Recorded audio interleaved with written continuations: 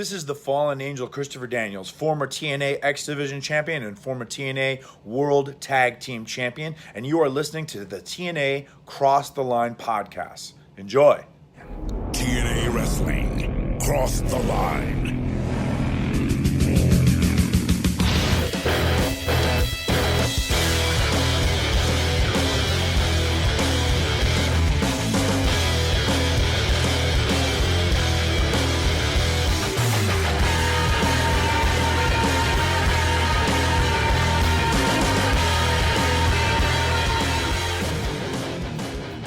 And we're back with episode 278 of the TNA Cross the Line podcast. I am Colling Jr. With me, as always, is Dallas Gridley.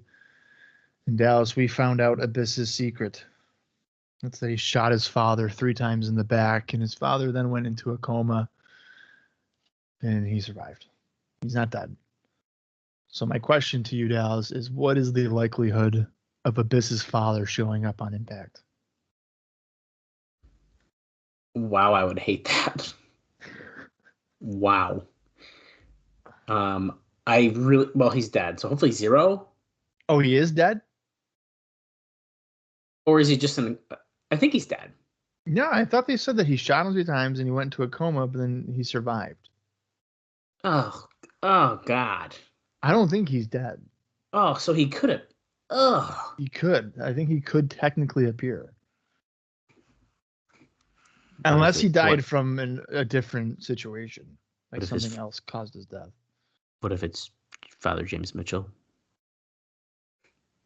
Oh. You think Father James Mitchell could be his father? That's why it's called Father James Mitchell? Okay. Well. Damn. There's a reason he's got control over him. He owes him everything. I guess that's a really interesting point. That'd be a weird twist. It would be a weird twist. I don't know if it would also make no sense as to why for the, in 2003 or whatever, there was no association or anything. He wasn't like that's my son. He was with Kid Cash and whatever, but stop digging holes in it, okay? Continuity doesn't exist in professional wrestling. I want you to remember something. From 2002 until about September 2004 does not exist. It does not matter. Yeah, we are only if it starts in the Impact Zone. Basically, when TNA leaves the Impact Zone, that's when their continuity ends. So we have a little bit of time, but I would even say that from June 2002 to like June 2004, like when they first start, even when they're going to Nashville to Orlando and then back, yeah, that it doesn't really apply. Nashville is just like whatever; it's not real. Yeah, I don't think it does either. So, really, we all know when TNA ended, and actually, I just texted Bob. It popped up on my memories, 15 years ago, where I said, watching TNA Genesis with a happy face on January 17th, 2010. And then I don't know how long after, but very soon after I wrote, thank you, Hogan and Bischoff, for the start of the downfall of my favorite company. So we can tell when a diehard started feeling a certain way. Yeah. So, because they showed up January 4th, so it took about 13 days. Yeah, that sounds about right.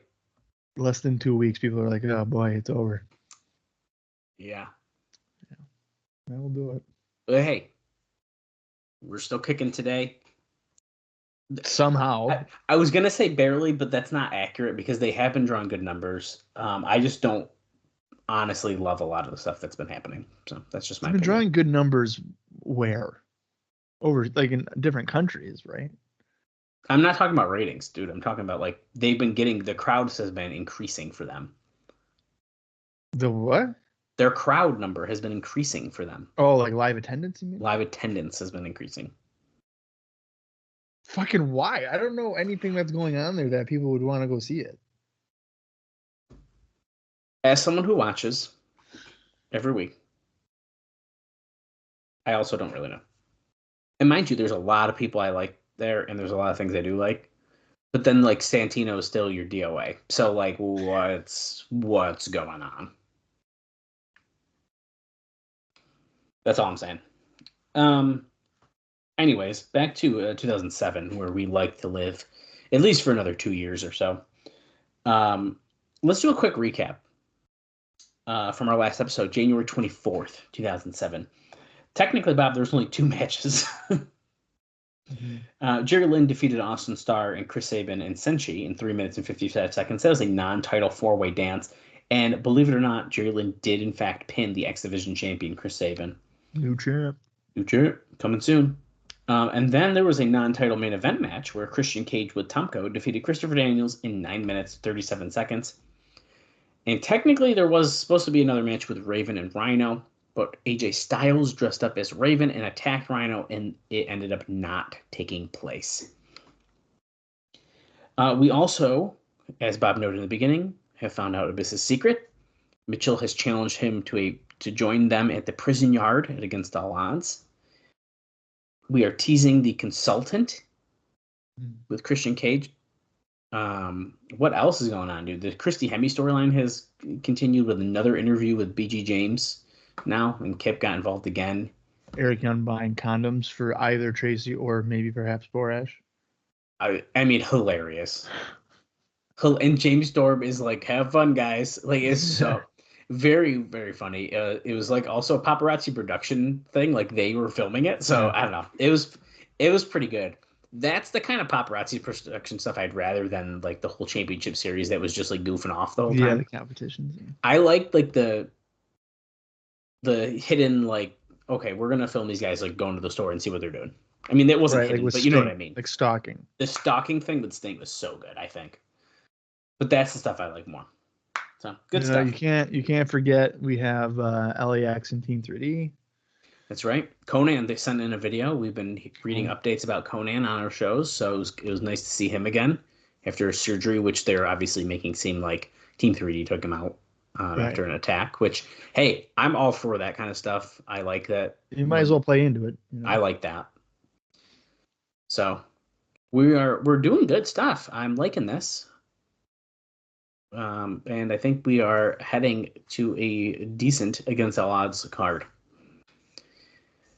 We have some notes to talk about today. I'm hoping there will be some good stuff in here. I honestly can't remember because I did them at about 12:30 last night. So, wow, wait until the last minute. Nice. I did some of them earlier, but I had to finish them. But anyway, it's not the point. Let's dive right into it. First off, let's talk about. I think this is relating to last week. So the crowd was said to be bored by the big announcement of Abyss's secret at the last set of tapings as well. Shocking. As they noted, all talking, no wrestling, as someone who was there during the taping, which there was quite a bit of talking. They actually ended up doing a 0.8 last Wednesday, which is actually a hell of a lot better than Alvarez says he would have expected, since they didn't exactly do the best job getting the word out about the time slot change. So, I agree with that. I thought it would be lower. Yeah. And Dave kind of goes on to continue with the ratings talk that Spike was thrilled to death with the TNA rating. Getting that close to normal levels speaks well for the promotion of the January 18th show, because even Dave says he didn't see any specific Spike advertisement, and your own website is not going to get you very far about the time change. So it seems to be going over pretty well that they switched up the time without anyone actually knowing. That might be all the follow-up I had for last week. We actually have a couple, or about last week's show. There's a couple interview notes that are quite interesting that we're going to talk about before the show that get quite unhinged. But before that, Dave has a clarification. So last week we talked about Mike Tenay being added back onto the booking committee. Apparently that is not accurate. He said he's not on the booking committee. He will be working more closely with the booking committee.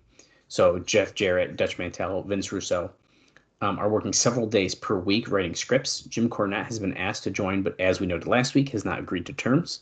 Tenay will be working with them maybe one day every week or every other week in the office and consulting with them in between. So he's not on the committee. He's going to just kind of help them out a little bit, like probably make things make sense. Yeah. So I'm all here for that because I think Mike Tenay he's a good guy. A couple other quick hits here. The February 12th TNA special will be a best of show featuring 5 top matches from prior pay-per-view shows. Don West actually announced this on his radio show on January 25th. Among the matches they're looking at doing is one of the Samoa Joe versus Kurt Angle matches, leaning toward the first one, and an LAX versus AJ Styles and Christopher Daniels match. West also said that TNA is considering doing its June pay-per-view from Nashville. So, a couple big things there. I hate that. They're doing a best of. Yeah, and we're not watching that, so don't worry about that. Oh, but you wanted to watch the best of the X Division back on fucking episode 7 or whatever. Okay, I have, and I knew you were gonna fucking say that. I just want to point out, if you go on Cage Match, the This Is TNA special is, in fact, not listed as an episode of Impact. However, that best of special is considered a weekly pay-per-view. So, kiss my ass. It is stupid. Kiss my ass. One of the greatest things I've ever done in my life was when we were doing IcoPod and I had you guys watch an episode and it took you guys about 20 minutes to realize that it was like all video packages except for one match. Okay, that was pretty good. That was pretty, and you did it on purpose. And it was technically an episode of Raw that we had to watch. Yeah, that was really funny. I do remember that. Yeah, that's crazy. It's great. The match was what, Brett and Owen, so it wasn't even like a bad match. Correct. Yes, it was just funny because getting there, it was like, what are we doing? Like, yeah, it took forever. Yeah. Jeff Jarrett had meetings this past week with Spike TV. The idea of a 2-hour show was likely one of the main things that they talked about. Now, they didn't come into a final agreement on anything, so no 2 hours right now. Although the feeling is that it will happen at some point. So, and I know Bob is really looking forward to it. I don't mind 2 hours. But I'll just wait. I can't wait for when they do 2 hours, and then we're gonna get reports of where we gotta hire more wrestlers, which they don't need to at all. Right.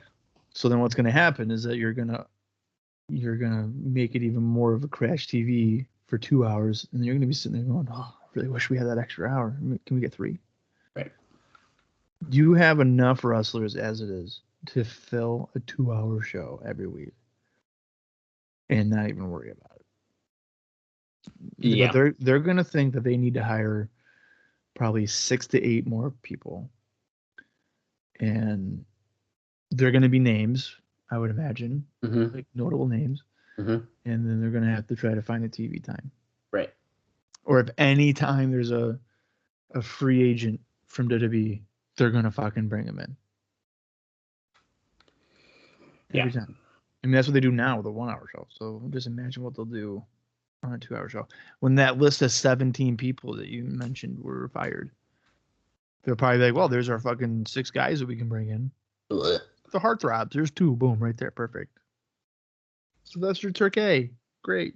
No, I won't mind the heartthrobs as much as him. So I kind of like the heartthrobs. Yeah. There's a AAA note, but it kind of goes back to TNA. So they're building everything toward the Ray Day Ray show at this point, which is going to be on March 18th, or at least that's what it's scheduled for, which is also going to be doubling as a Conan benefit show to raise money for his kidney transplant. Now, Conan will make his return on the show, although he won't be wrestling. Don't worry. He'll probably manage a major name.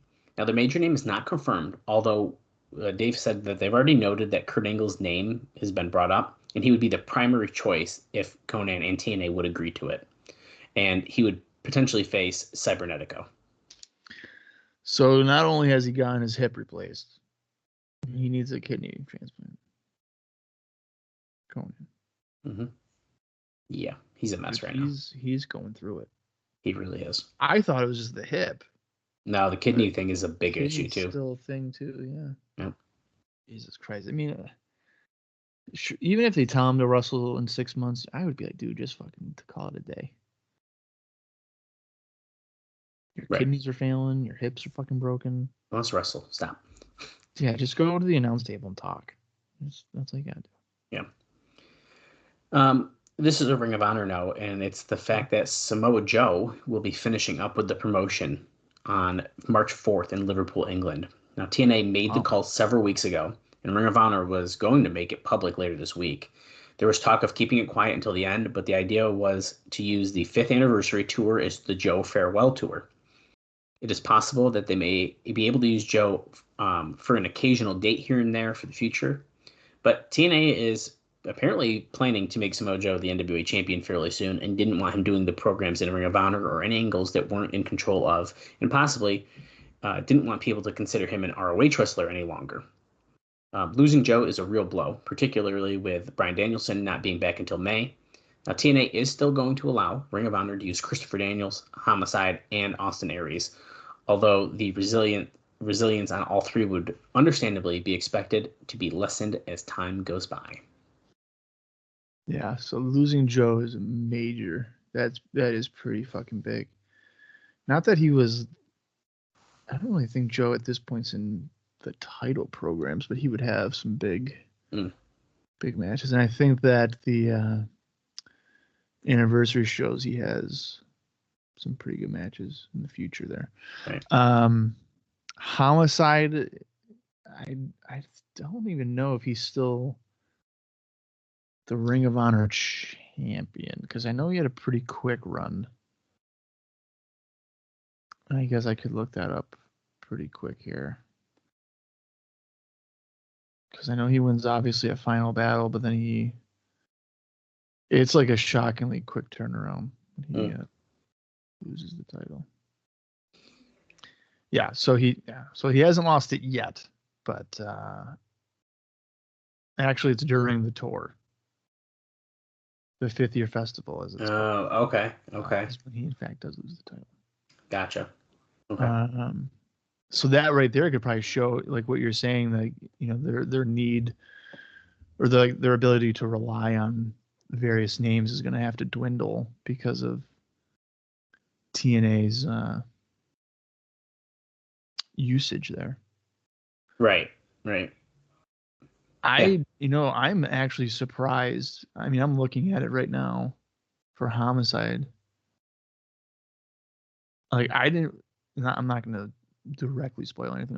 I'll make note of it when the time comes, but I don't think I ever really realized if there was ever a time when Homicide left Ring of Honor, and he does.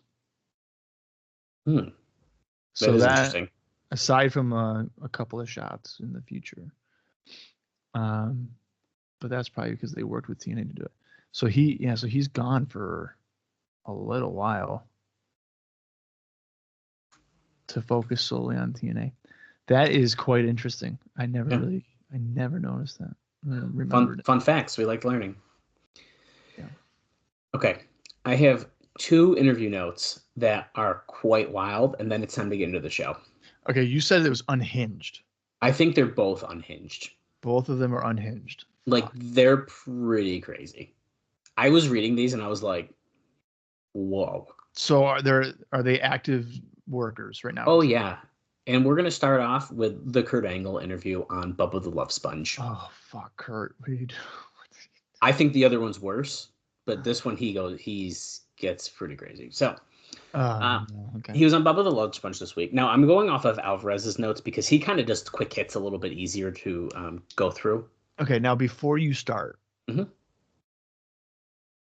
the Love Sponge is like a shock jock. Is there any way that whatever Kurt says, he's just playing into the atmosphere in which he's at? I would not be totally surprised. So he could be just being outlandish to be outlandish. He could be. But I'll tell you right now, as a little teaser before I get to it, that did not go over very well with people at TNA. So okay, that's not a good sign then. Right. So even if he was, it doesn't read well. So he starts with saying that the rumors were that Dixie Carter had an NFL owner backing her. So he just brings this up. He mentions that she was a better businesswoman than Vince McMahon, which I think is funny because then Alvarez says Vince McMahon would probably agree that he's a poor businesswoman.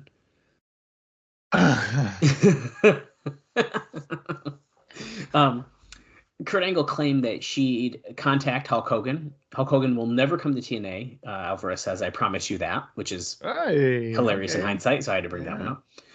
Angle claimed getting the Hulkster and Big Show would change the face of the industry. Oh my god, Big Show? Yeah, out of nowhere, just brought that up. Which He would change the face of the industry if the Big Show showed up in DNA. correct. No fucking way. Correct. He had no idea that MTV was doing a wrestling show. That's Wrestling Society X, by the way. He said Triple H was a slime ball and was better off working behind the scenes since there was too much politics involved with being the husband of the boss's daughter and a wrestler. He claimed he told Steph this once, and she got really mad at him. I feel like he wouldn't say that to her. Well, he did There's not. no to her face. No, I don't know about that. He claimed TNA ratings were beating both ECW and SmackDown. That's not true. Exactly. He said that Christian needed a good run with the title. He also said that he was 6'1" and 225 legit, and he only looked 180 on TV. Angle vowed to have a match of the year with him when the time came, and that would be next month, by the way. And he says, Alvarez says, how many matches of the year can you have in a year, by the way? He said he wasn't sure if he was a heel or a face, but he loved it. He said that he had a hard time calling matches with his mouthpiece in. Okay. He claimed that his match with Hogan at King of the Ring a few years back was 5 stars. And Alvarez says, well, it certainly was sorry, I just lost my place. It was certainly Hogan's best match in a long time, but certainly he shouldn't be getting nutty about this. He said that he really wanted Hogan in TNA. He described himself as an agent, writer, and wrestler. He claimed that he, himself, Kurt Angle, had done more jobs than any other top player of the business and was still over. That could be true. Okay. There we go. And Kurt does lose a lot. Although he notes that Flair and Brock may have him beat, but he does have a point. So he does agree with that. Rock? Oh, Rock. Yeah. Well, yeah, because Rock lost to Stone Cold a shit ton of times. There you go. Once. And then Flair was booked horribly for years. Yeah. So yeah, that could be true.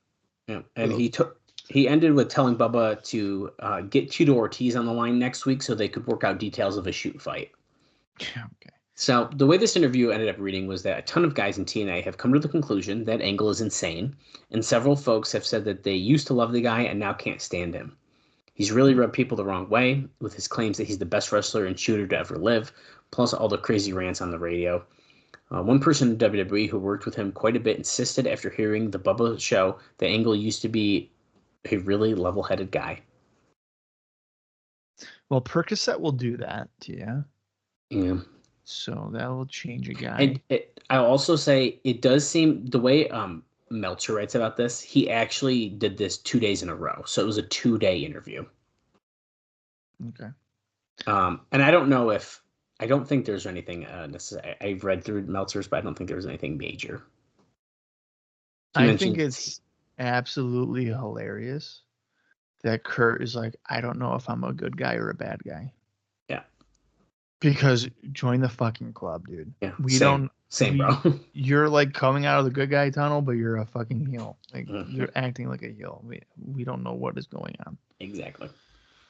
But that's typical Russo writing. He doesn't believe in traditional faces and heels. He thinks everybody has a shade of gray. And when you do that, nobody stands out. Right. So that's okay. This next interview, dude. I forgot there was a second one. This is a heavy hitter one. This is Kip James. Oh, fuck. Okay. So Kip James. If it's anything like his character, this could be horrible.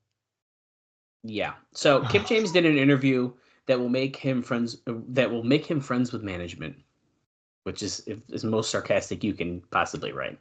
Right. He said, "If you've seen one X Division match, you've seen them all. Unlike, say, if you've seen one Kip James match, you've seen one too many." That's Alvarez saying that. No, this is Dave Meltzer writing. Oh, so Dave is saying that. No, that's not Kip saying that about himself. No, I think it might be. Kip said, if you've seen one of my matches, that's one too many. I didn't read it like Dave said it. But maybe it was Dave. I think Dave is quipping there. I think that's him Could be. Inserting a line.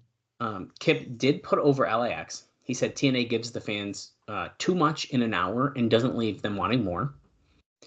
He said they are wasting Bobby Roode and that Roode is going to be a huge star, but it won't be in TNA because they don't know how to push him.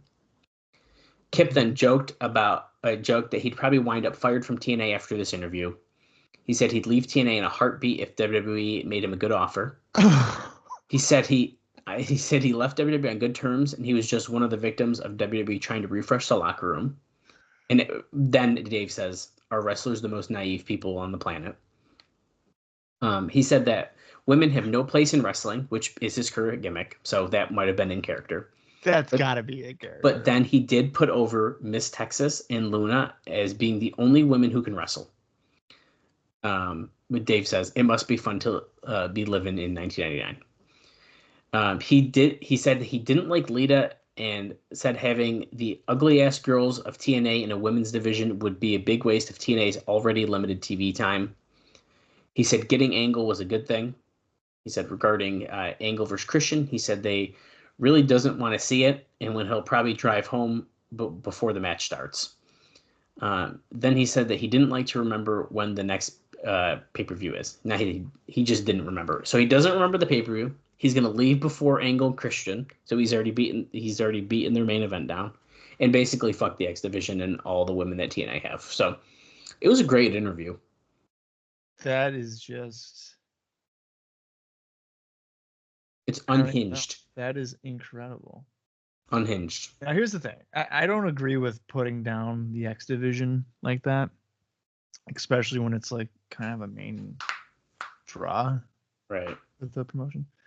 However, he's not entirely wrong in the sense of you're going to get your dives, you're going to get sprinkled to the floor. I mean, there are... Come on. Here's the thing. Hang on a minute. There's repetitive natures to the X Division. However, again, there's repetitive natures to every single wrestler's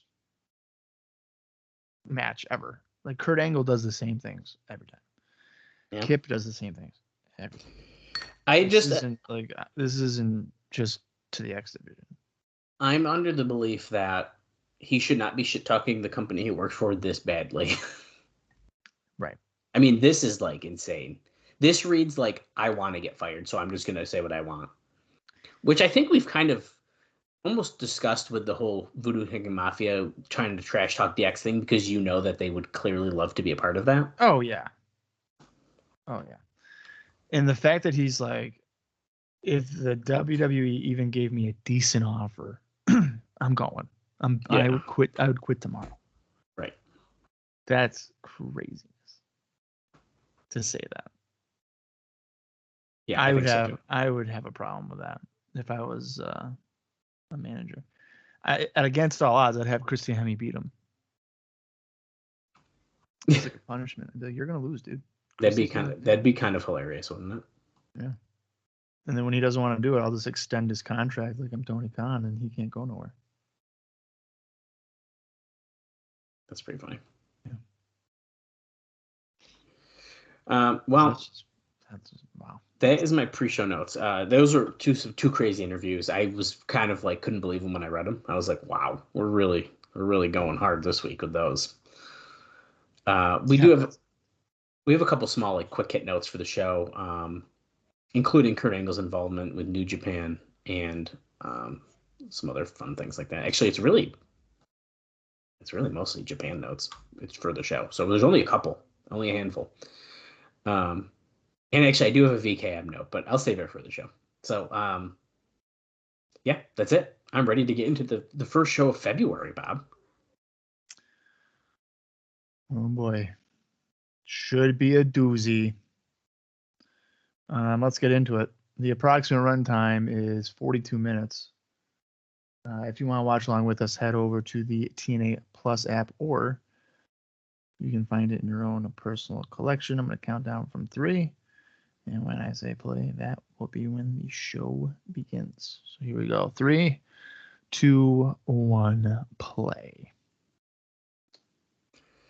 We're getting our intro here, of course. TNA, we are wrestling. I do have some explosion notes. This is a new set of tapings, Bob. So we're getting highlights. Perfect. Okay. So at this taping, for the February 5th, 2007 Explosion, which is Explosion 173 according to Cage Match, Robert Roode defeated Chase Stevens. And then on the second match, on February 12th, 2007, Explosion 174, Petey Williams defeated Andy Douglas. So Andy Douglas, not fully gone, but we aren't going to see him. There was also a dark match that I could not find anywhere else where Johnny and Jason Riggs defeated the Promised Antonio Thomas and Romeo. Yes, that's right. The Heartthrobs were on a dark match. I'm wondering if it was that's a tryout. So kind of fun. Yeah. Do you think we'll see them in TNA?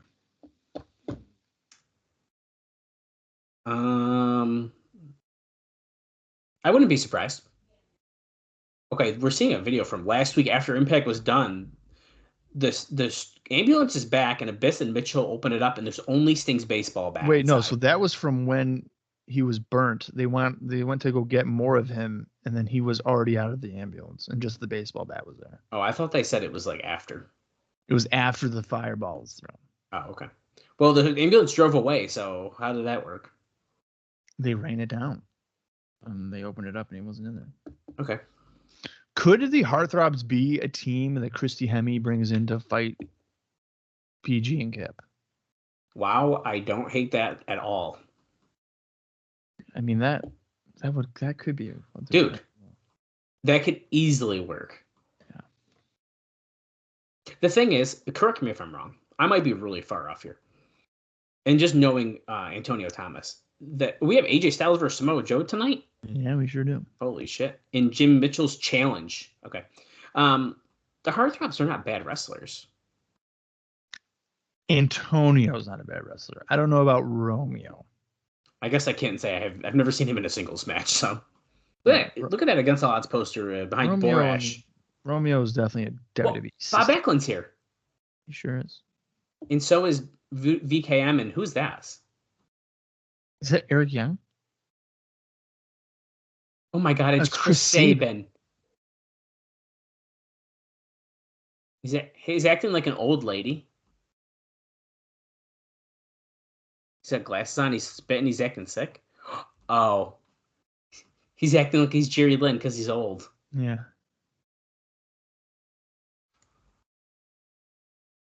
What's this with your kids with your Pac-Man video games and stickers and balloons?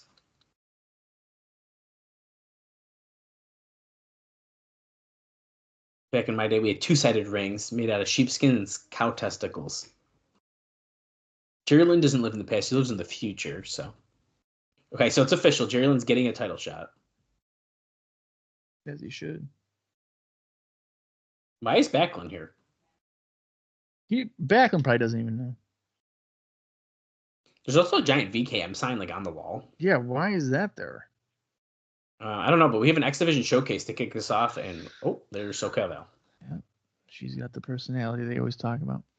All right, indie notes here for this match.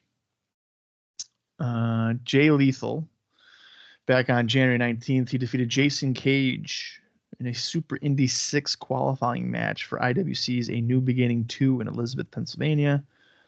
And then on January 20th, he teamed up with Azrael to retain the Jersey All Pro Tag Team Championships, to defeating the Outcast Killers at JAPW's Seasons Beatings 2007 in Rahway, New Jersey. Continue on here. January 19th, again, the UWA Light Heavyweight Champion Alex Shelley defeated Eric Cannon at UWA Hardcore's Hour of the Dragon, which took place in Canada. Sonjay Dutt on January 19th at the UWA Hardcore Hour of Dragon. Sonjay retained the UWA Grand Prix title when he defeated Asylum. And then Austin Starr, also known as Austin Aries. But his nameplate is The Austin Starr. The Austin. Is he stealing Brian Kendrick's gimmick then? Oh, that's later. Yeah, so it's Brian later, Kendrick. But I kind of like that. That is good. Back on January 26th, Austin Aries teamed up with Roderick Strong in a losing effort against the Briscoe brothers in a best 2 out of 3 falls match at Ring of Honor's Dedicated in Braintree, Massachusetts. And then on the 27th of January, Austin Aries teamed up with Jack Evans and Roderick Strong to defeat Davey Richards, Delirious, and Shingo at Ring of Honor's Battle of the Icons in Edison, New Jersey.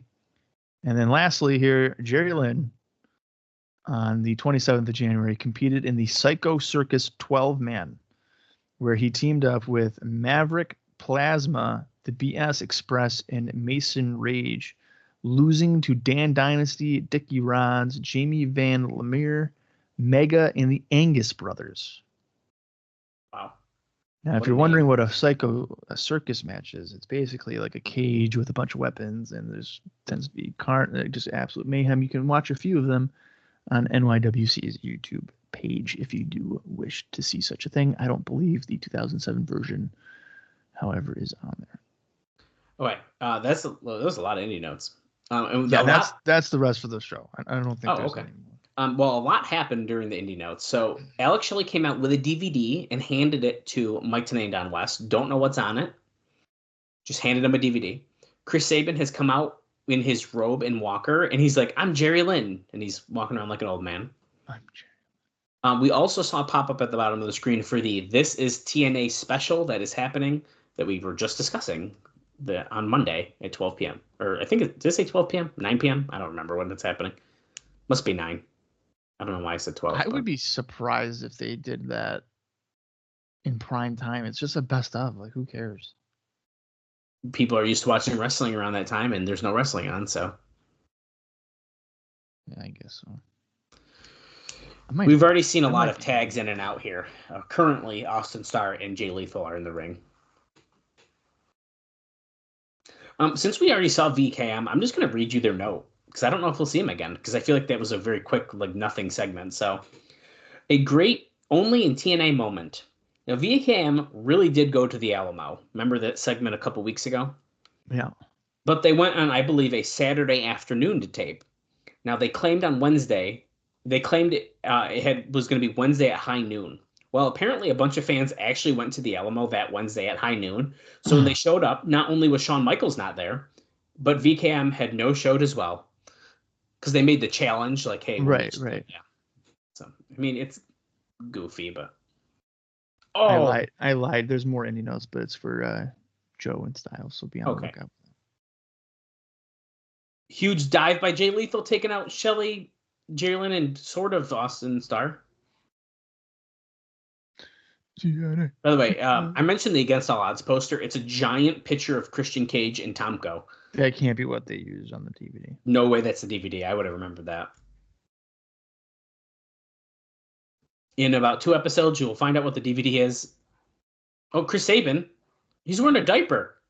Oh, my God. Because he's an old man. I get it. He took off the robe, by the way. He's distracting Jerry Lynn. He's got the X Division title around his waist, though. He's wearing Austin Starr takes him out. Diaper, though. Yeah. Cradle pile driver. Oh, but the leg was swept by Sabin, so Austin Starr gets the pin. That's it.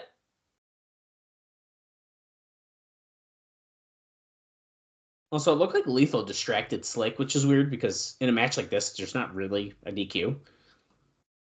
And wait, shoving the diaper in Lynn's mouth. He took the diaper off. He's wearing his tights underneath. No worries. Oh, so he's not wearing boots. He's just wearing socks. That's funny.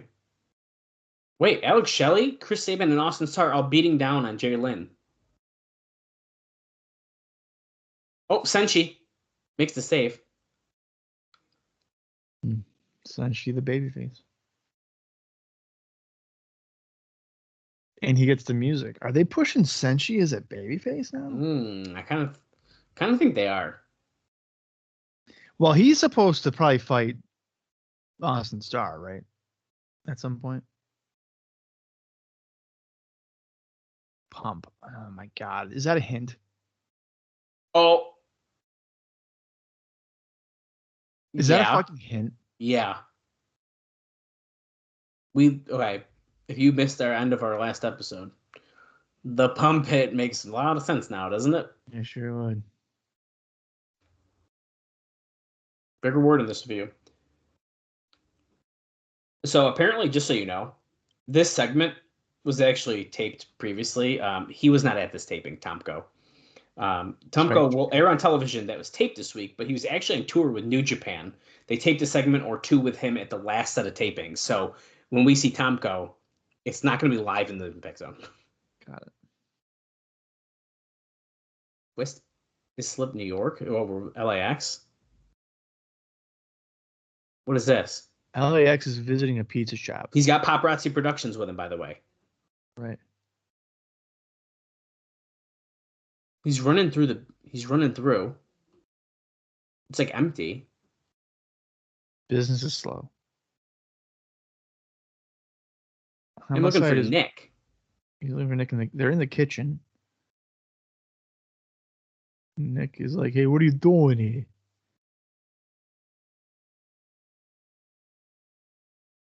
He's a great wrestler. Oh shit! He's smashing plates in the kitchen. Nick guy's got a knife. Oh, he's getting choked out by Hernandez. Who is this? That's just a fucking pizza guy. Are they like in Team 3D's fucking hometown? Oh my god, they're gonna cut his fingers off. Oh my god. How can you flip pizzas without fingers? You can't. I want to point out though, once again, these are the Paparazzi Production videos I like. Yeah, a guy getting assaulted in a pizza joint. Yeah. Well, look how shaky it is and how he's putting him in the oven. Holy shit. Oh my god. Hernandez just put poor Nick guy in the fucking pizza oven. Where he was trying to.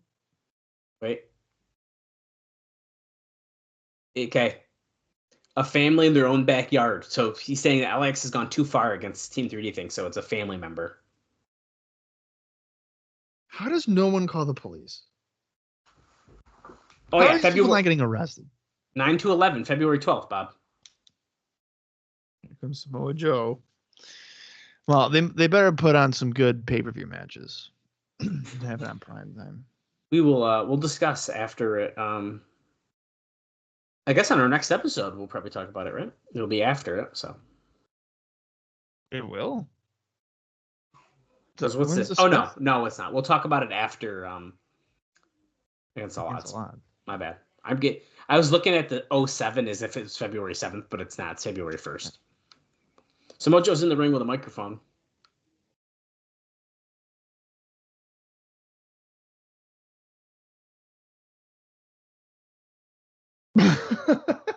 What?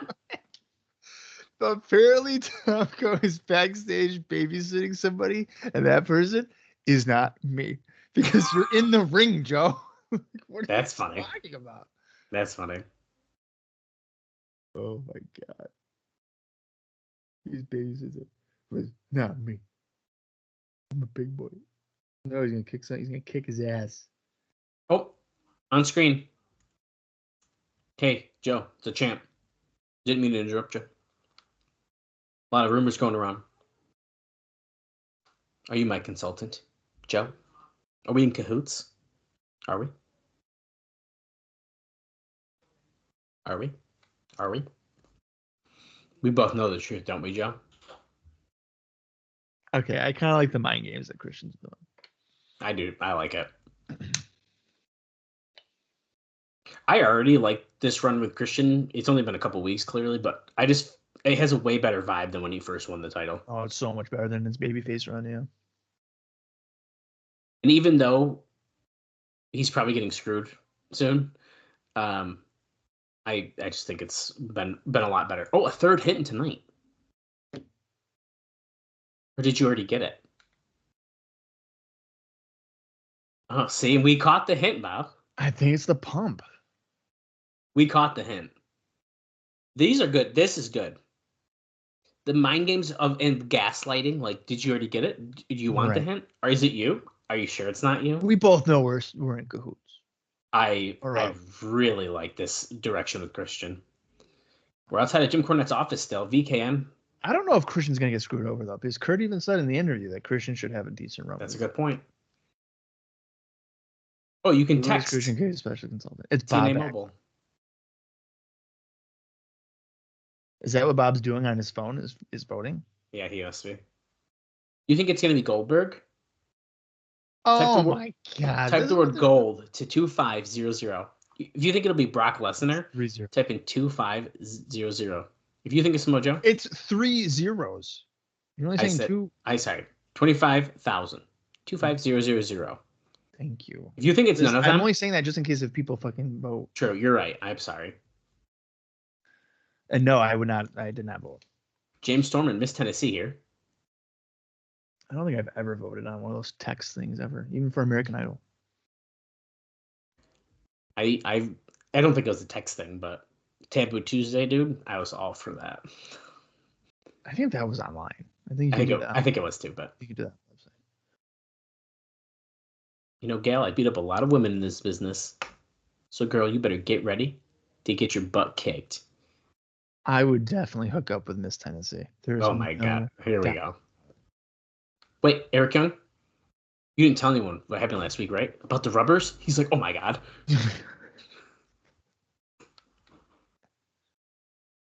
It's all over the world.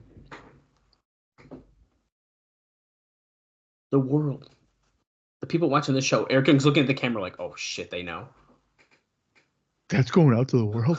Look at him. Look at him. My friend, he's infatuated with her.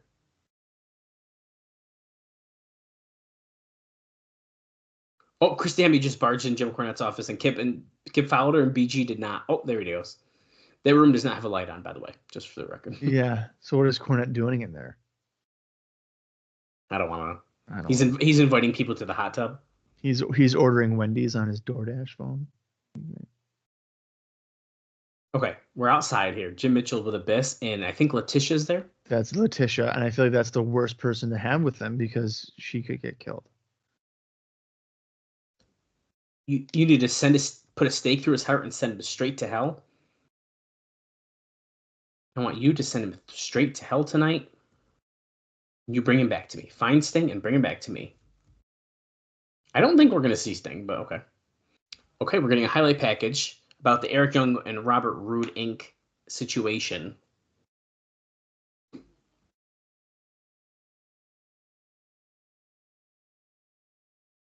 I might as well give you a Kurt Angle note, because why not? So there are some new matches in New Japan that are being announced for the February 18th Samoa Hall show. And that even includes Kurt Angle teaming with Yuji Nagata to take on Giant Bernard and, believe it or not, Bob, Travis Tomko. Now, Simon Inoki, when announcing the tag match, said it was the match that TNA wanted, saying that it follows their storylines with Angle feuding with Tomko. And Dave says, personally, I see this as a waste of Angle.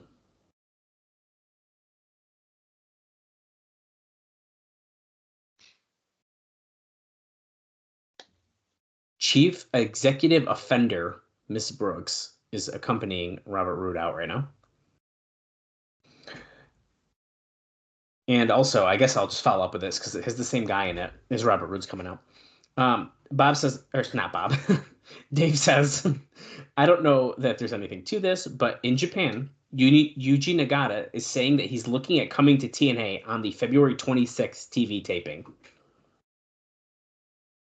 So we may see Yuji Nagata here in TNA. Accompanied by Gail Kim, Petey Williams. She's doing her taunt she does with AMW, which doesn't really make sense with PD, but that's okay. I would have laughed if PD tripped right there. Yuji Nagata in TNA. It's only an hour show. Let's be real. If anything, it's going to be a quick it'll be a pay-per-view match, like a featured just like special thing. Oh, kind of like Tanahashi did with AJ. Yeah, or in 06. I forgot about that. I'm not going to lie to you. I could tell by your face you had forgotten. I was like, hold on, I'm blanking. Oh, like when Liger came in. Liger. Yeah, or you want a real throwback? When I forgot his name. Amori? Huh? Amori? Holy crap. No, I did forget about that one, though. Petey with a hurricane run onto the floor on Robert Roode. What's his name? Kenzo Suzuki. Yeah. That was against like Saturn, too, which was like fucking weird. Yeah. Robert Roode has new green gear, green tights, green knee pads, and I really like it. Really nice look. Yeah, I also really like Gail Kim's. Gail Kim also has nice attire on tonight as well. Present. You know, since we're complimenting anyone, I like. Wait, Don West Insane Deals on the bottom of the screen here. Oh, they don't tell us what they are. They just say they're online. Okay. You gotta go look for it. The Bound for Glory DVD is available now. Against All Odds, Sunday, February 11th, live on pay-per-view. Since we're mentioning Against All Odds, at the time of this taping, it's the same day as Genesis in TNA 2025, but also the GCW Hammerstein show. And I saw them make a post earlier today, Bob, that said, it is Genesis, but they said against the odds, and I was like, ha, is that like a TNA joke because they're also going against the TNA show? Probably not, but.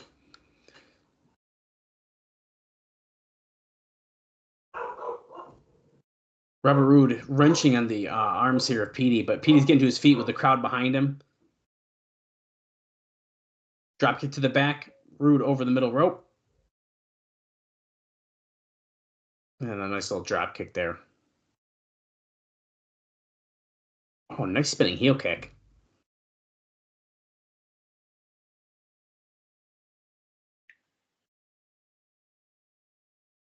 Side Russian leg sweep.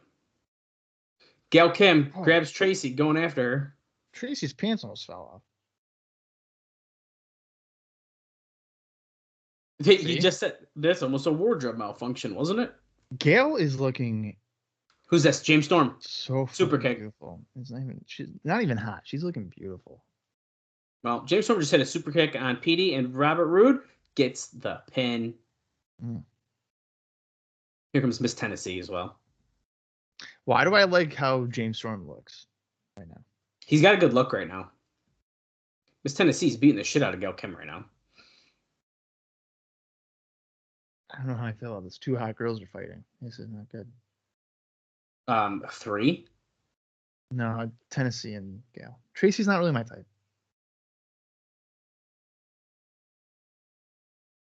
Because I know she's kind of with Kazarian. Here comes Eric Young. He's helping the numbers.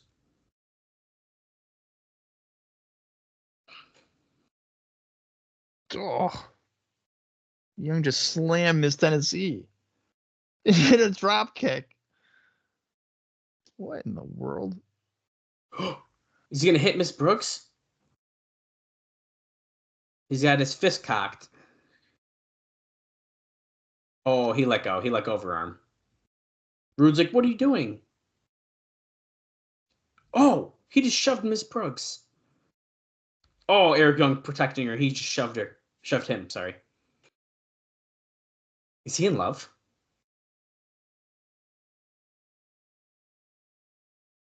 Crowd's going nuts.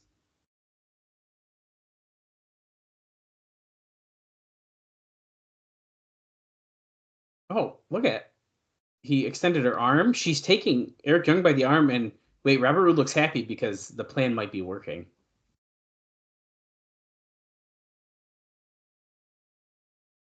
Eric Young is hooked. Wait, Bob, in the back, there's a heated argument going on. We're in Jim Cornette's office. It's VKM and Christy Hemme and JB's in there as well. Women are useless. No, we're not. Shut up. Watch Shut up. Your hands, Cornette. Is Kip wearing a long sleeve shirt with a cut off VCAM shirt over it? Yeah. It looks like it's like a similar to what a jersey would be, and then he's wearing a sweatshirt underneath. That's an interesting style choice. Okay. Can't say it's not the first time I've seen something like that though. Oh, you want an apology? There it is, and he does the crouch chop. You want to get even with him? Then marry him. That'll teach him. You want to be in wrestling? You want to wrestle? Okay. You're going to wrestle. And against all odds. Kip. Who's your opponent? To be determined. Is it Lita? Oh, is it Lita? No, dude. No. Wait, look at this. Round the Truth Killings in... Oh, it's still a few good black men. Oh. But now he's actually talking.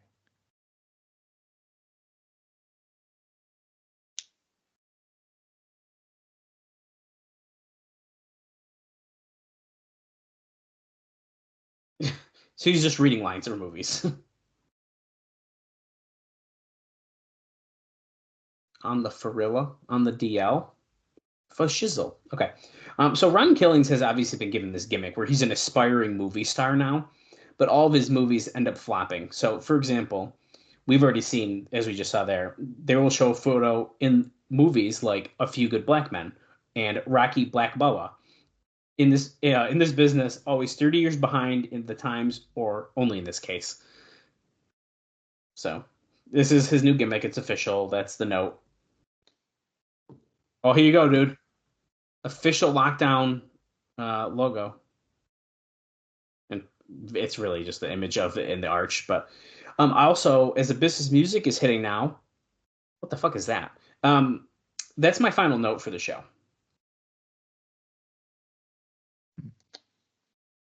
Oh, it's Jim Mitchell. What is this? There's two concrete pillars with barbed wire on top to, within like place lights like it's a prison. Like a prison yard? Are they doing the prison yard match in the Impact Zone? Like off to the side? Like where LAX, like not where LAX's entrance is, but like similar to that, where it's like in a different corner of the... They better fucking not. I'd rather a pre-tape. I think you have to do a pre-tape. Maybe this is just for the segment. Right. We'll wait. Let's wait it out. I would imagine you would do the pre-tape at the location which Sting assaulted Mitchell. That's what I'm assuming. That's where the whole thing would take place. Every ring post has lights on it, except the one in the back left, you'll notice, Bob, does not work.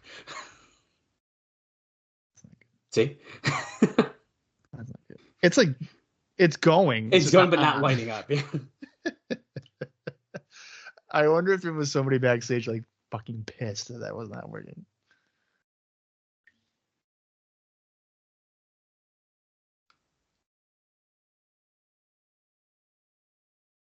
Oh, you to tell the world that he spent time in prison for shooting his father. Thanks to that, he's worse off now than when I met him. What is wrong with you, Sting? Have you no human decency? What's that? What is that? Something's coming down from the ceiling. Someone's in there. Is it Sting? Oh, yeah. It has a curtain over it. Okay. If that's Sting, I'm kind of into this. Does Mitchell not know, or he wants this to come down?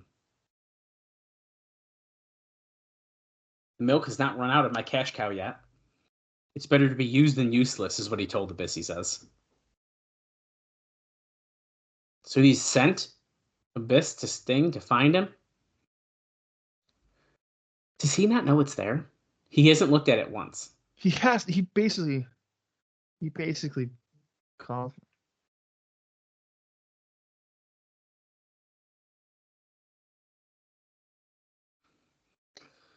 Okay. He can do the old-fashioned way. He can hand the videotape to the authorities of him assaulting him.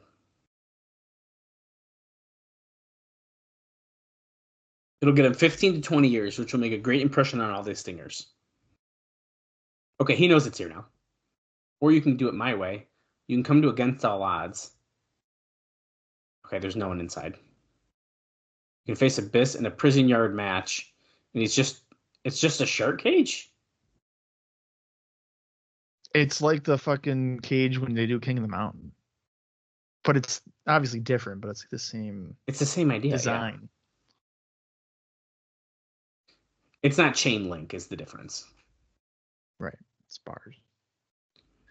So what is the idea here? That someone's going in that? I don't know. Sting, you're guilty as charged, he says. In one way or another, you will serve your time. Is someone going in that and then it's being risen up and that's how you win? Oh, Bob. Or is Mitchell? God, dude. I don't fucking know. Oh my God, dude. If Sting's music is playing now, by the way. Oh, there he is. He's up in. He's got Abyss's mask on. And he does. He's got Abyss's mask on up in the rafters. His paint looks kind of fucked up underneath, as if he's burned.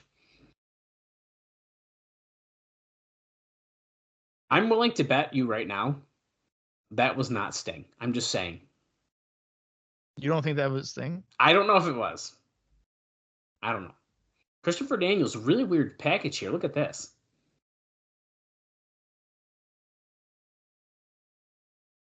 What's the meaning of it all? Of course I could regain the title. Is he going to join Serotonin? And then what? Like, I could just picture Raven coming up right now and just hitting him in the back with a kendo stick. He's in the ring with his hood over his head, an empty ring. Right. Like, There and has to be seemingly more. bracing himself to be hit. So he's going through a midlife crisis. Yes. Next up, dude, AJ versus Samoa Joe, though. That's fine. Lance Hoyt talking about AJ Prudzinski and Dale Torborg here.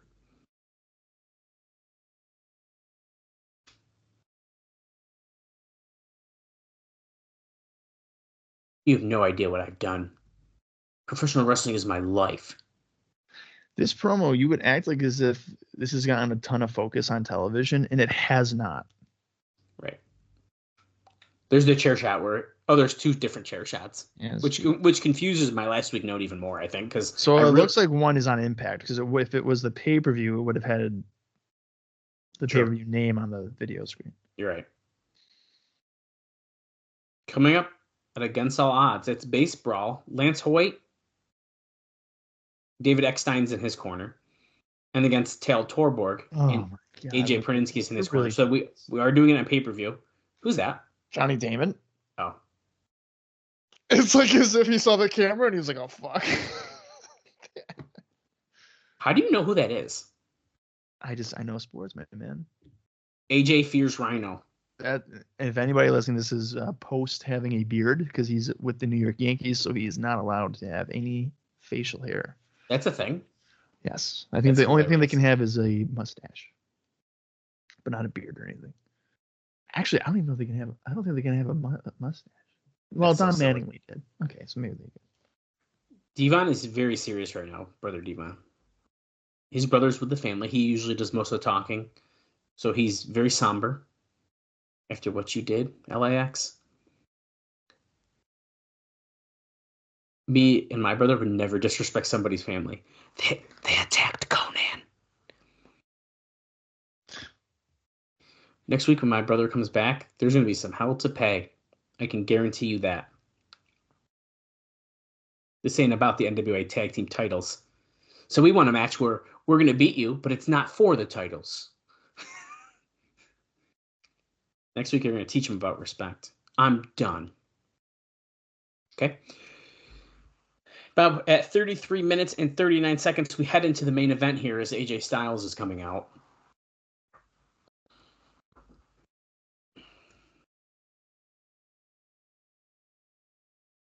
AJ wearing those long tights again. All right. We got any notes here? AJ Styles. Yeah, looks like just one. Yeah. Back on January 26th, AJ Styles wrestled for the AIW Intense title, which is the Absolute Intense Wrestling Company. He wrestled Starless to a 15-minute time limit draw at AIW Extreme is Dead. And I'm wondering if there was any type of ECW connection here, and it looks like there is not. That is surprising. Okay. I was definitely expecting some kind of ECW tie-in there. All right. And then guess what, dudes, fellas? They had their little 5-year reunion, I think. No, I lied. That's not till later. But there are some Ring of Honor notes here for Mr. Samoa Joe. So back on January 26th, he defeated Nigel McGuinness at Ring of Honor's Dedicated in Braintree, Massachusetts. And then on January 27th, the Ring of Honor World Champion Homicide defeated Samoa Joe in 24 minutes and 22 seconds in Edison, New Jersey. Oh.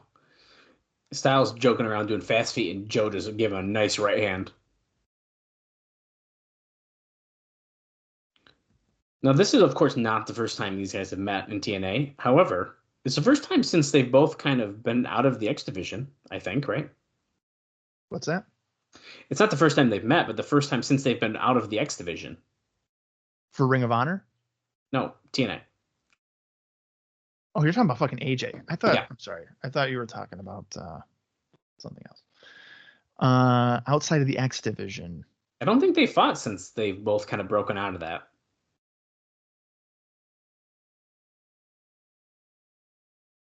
Oh, don't worry. Next week we have the results of the special text message poll. Because I'm thinking of, they had that random. Didn't they have like a random one-on-one at like Turning Point 05 or something like that? But that was still X division. It's still, yeah. That's still. Yeah. No, I think you're right. Yeah.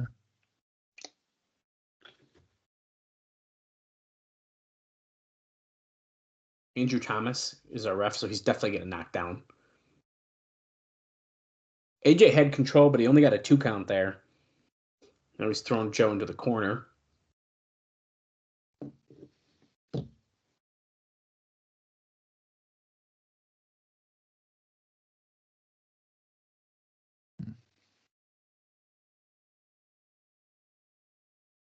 And a little snap nair out of the corner. AJ with a little chin lock.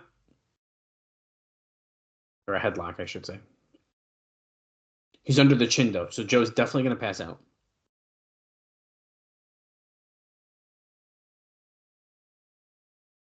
AJ just laid down. That's right. He didn't want more punishment. Oh. AJ looked like he was going for a leapfrog, but Joe kind of caught the leg and slammed him down in like a flapjack. Now Joe with some back elbows. Irish hooks AJ into one of the, or actually onto a rope. I thought he was going into the corner.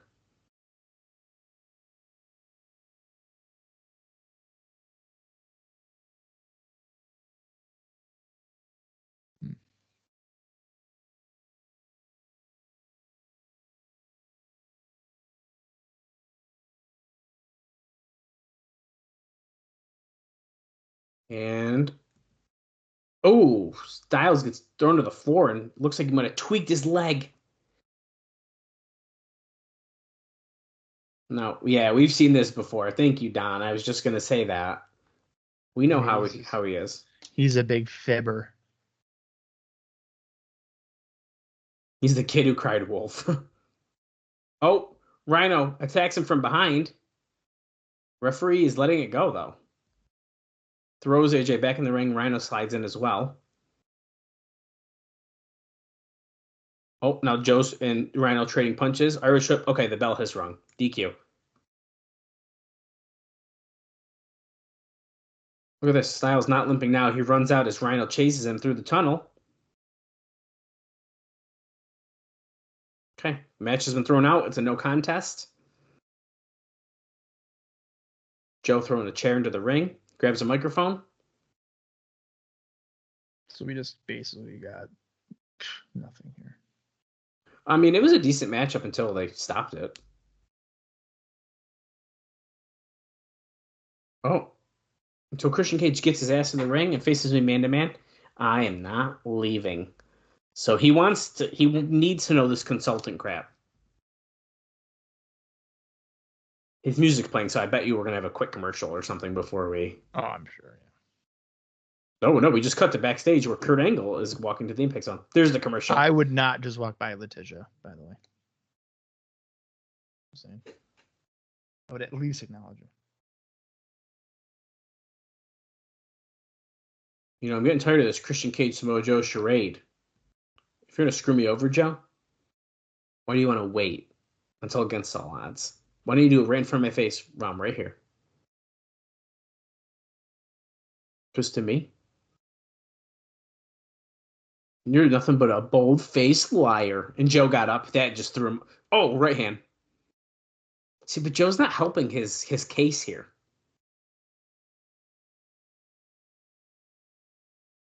He keeps going after him, and Christian Cage chases him with a chair. He ducks and nails Kurt Angle.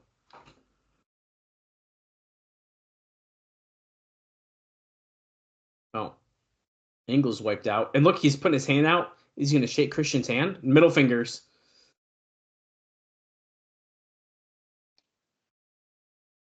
consultant? I don't think so. So he's basically confirmed it's not him at this point. Yeah, but it still could be him because why would Could he be. really care? Styles is back out here grabbing the feet of Joe to help Christian. This is not the first time we've seen Christian or AJ and Christian kind of help each other. Could it be Styles? But how would he know Kurt? He wouldn't. Oh, chair I shot just to the thought back. he was going to hit Christian with that for a second, and I don't know why.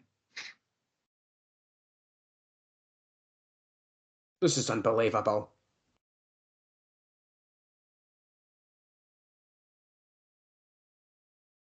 Oh, he's gonna hit Kurt with a chair. Christian like pales now. Oh man. Chair to the back, unprettier to Kurt. Wow, it does seem like AJ and Christian are pals. Okay, Christian's choking Kurt Angle with his jacket. Styles choking. Yeah, easily. Next week, Christian and AJ against Joe and Angle. I'm here for They're it. shaking hands. I mean, they're literally aligned. Right. Okay. And we go off the air with our Adrenaline Rush package. Okay, what'd you think of that episode, Bob? I would say that was good. Yeah, I liked it as well. Honestly, the only thing I didn't like was that promo in the ring by Jim Mitchell, because like they just showed the empty cage like it was a big reveal, and I thought that was kind of silly. But besides that, I also enjoyed this show. I think it was a pretty solid episode of Impact. Well, we have one episode remaining until Against All Odds. We are inching our way there. We're almost at the second pay-per-view of 2007. Against All Odds, which I'm into Kurt and Christian. I'm liking it. I think they've built it pretty good. The whole consultant thing, at first I was like, but the way that they're going about this,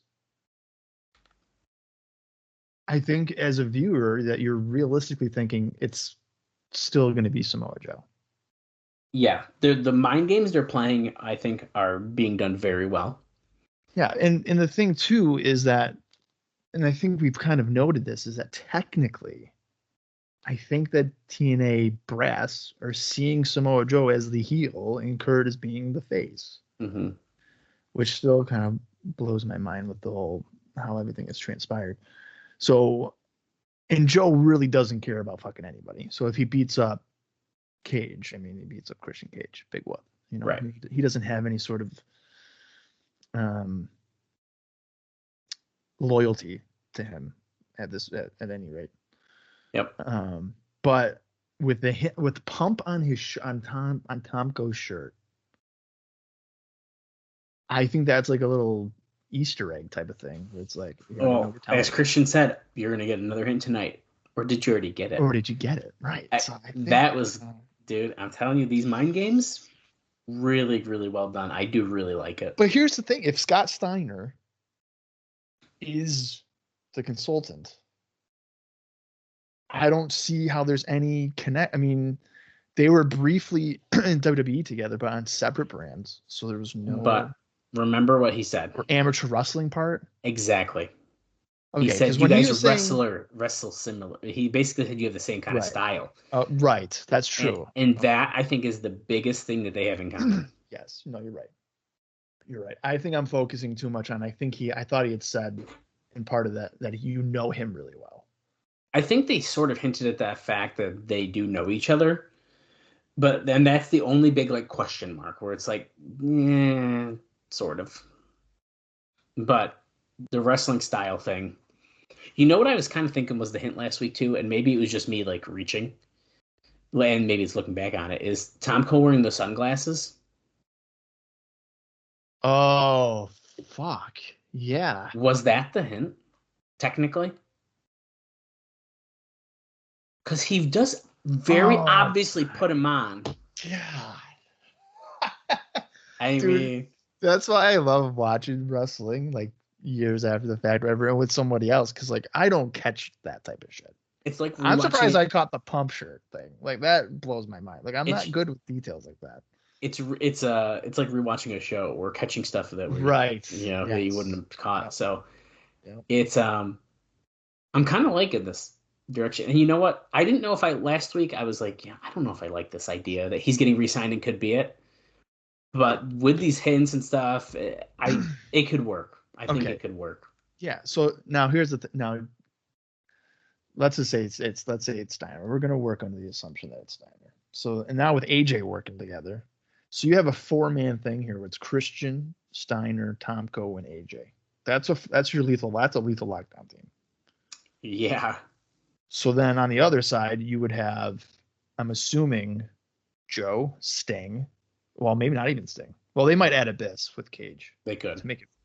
So let's say that you add Abyss for the 5th. So you have Sting, Kurt, Joe, Rhino.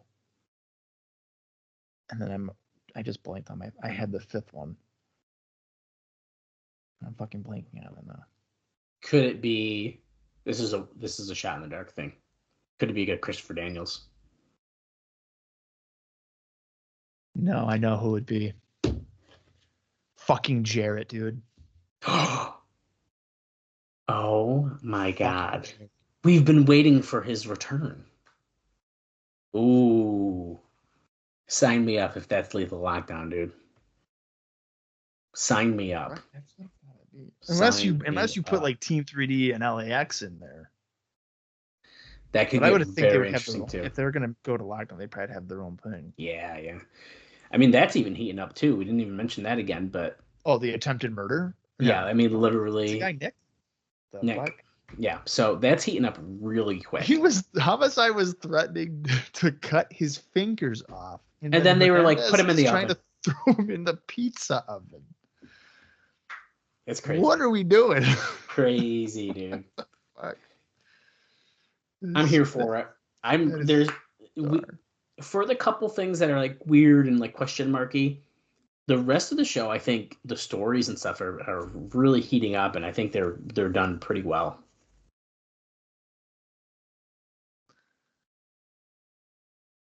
So I guess we'll see what happens. We have one more week to really figure this out. Our Against All Odds card is shaping up quite well already, though. So we already know a bunch of it. So we'll find out hopefully even more next week. Yeah. I don't know. But yeah, no, I'm far more interested in Against All Odds than I was Final Resolution at this point. I agree. So they're definitely clicking some good stuff here. So that means we are what? Two episodes away. 2 episodes away from Against All Odds. 1 week and a couple days till the actual show. So. Oh yeah, okay. Because we're on the next one's February. Wait a minute. So we have one more Impact. One more Impact, and then Against All Odds. And then Against All Odds is our next episode after that. Okay. So we are getting very close. I was gonna say that. I thought I was losing my mind there for a minute. All right. Well, I would again, judging by what we just saw at the end here, I'm assuming we're gonna get Kurt and Joe against AJ and Christian next week. I would think so, and I'm okay. That's a good TV main event, so I'm down for that. The go home show, you're tying some stuff, and I'm sure Rhino will get involved. There'll be some kind of mass brawl to get us out of it or whatever. But yep, I'm looking forward to that. All right. Well, then join us. Continue to join us and join us for the go home show next week before Against All Odds. Getting a little amped. January was a little bit of a bummer. It was, but I'm getting hyped too. Turn it up. All right. So until next week, for Dallas Gridley, I am Bob Colling Jr., and this has been the TNA Cross the Line podcast.